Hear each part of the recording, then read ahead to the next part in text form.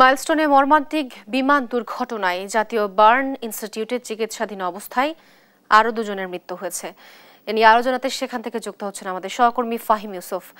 ফাহিম, আজ যে দুজন মারা গেছে এবং চিকিৎসাধীন আহতদের ব্যাপারে কি তথ্য জানতে পেরেছেন, বিস্তারিত জানাবেন। জাতীয় বার্ন ও প্লাস্টিক সার্জারি ইনস্টিটিউটে এই মুহূর্তে বর্তমান যে অবস্থা চলছে সেখানে কিন্তু শোকের এক ধরনের আবহ বিরাজ করছে। আমরা কিছুক্ষণ আগে দেখতে পাচ্ছিলাম যে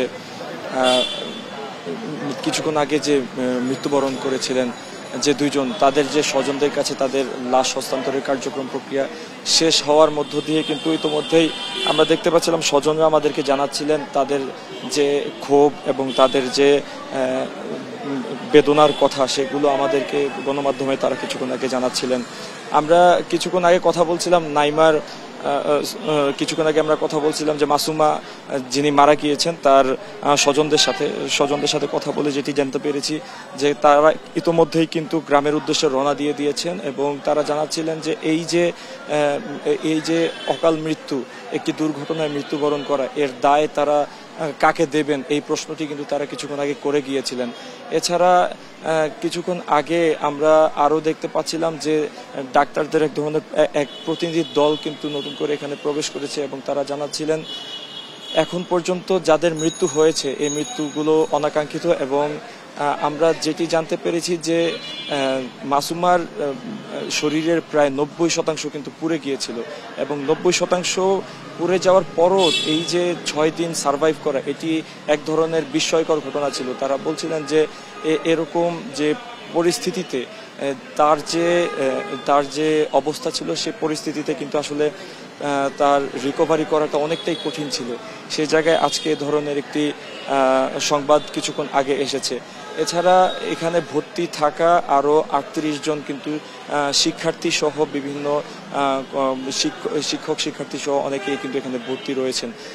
তাদের যে শারীরিক বর্তমান অবস্থা সেটি ডাক্তাররা বললেন যে অনেকটাই রিকভারির দিকে যাচ্ছে। যেমনটি কালকে রাতে বলা হয়েছিল যে বেশ কয়েকজনকে আইসিইউ থেকে কিন্তু সাধারণ বেডে ট্রান্সফার করা হয়েছে তাদের শারীরিক অবস্থার যে উন্নতি, এটির ফলে এই শারীরিক যে রিকভারি সেই প্রক্রিয়া কিন্তু বেশিরভাগেরই চলছে। তবে তারপরও কিন্তু এখানে এক ধরনের ঝুঁকি থেকে যায়, যাদের 50 থেকে 50-এর অধিক যে শরীরের অংশ পুড়ে গিয়েছে তাদের কিন্তু সেই ঝুঁকির জায়গাটা আসলে ডাক্তাররা কখনো কনফার্ম করতে পারবেন না যে আসলে তার ভবিষ্যতে পরিণতিটা কেমন হবে। সেই জায়গা থেকে তাদের যে সংখ্যা, সেই মৃতের সংখ্যা বাড়ার যে সংখ্যা, সেই সংখ্যা কিন্তু থেকেই যায়।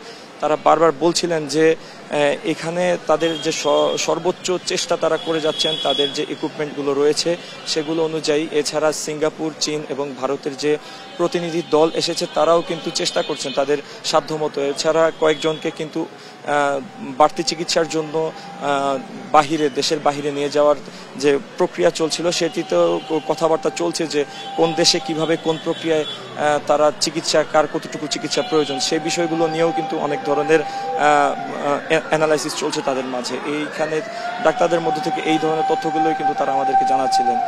এছাড়া এখানকার যে সার্বিক অবস্থা এটি কিন্তু অত্যন্ত বেদনাদায়ক যে এখানে যে সকল রোগীরা ভর্তি রয়েছেন, আহত যে সকল শিক্ষার্থীরা রয়েছেন, তাদের স্বজনরা কিছুক্ষণ পর এখানে আসছেন এবং তাদের মধ্যে যে এক ধরনের শোকাবহ পরিস্থিতি এবং তাদের যে বর্তমান অবস্থা সেটিও কিন্তু আসলে অনেকটা বেদনাদায়ক। এই ছিল জাতীয় বার্ন ইনস্টিটিউট থেকে সর্বশেষ।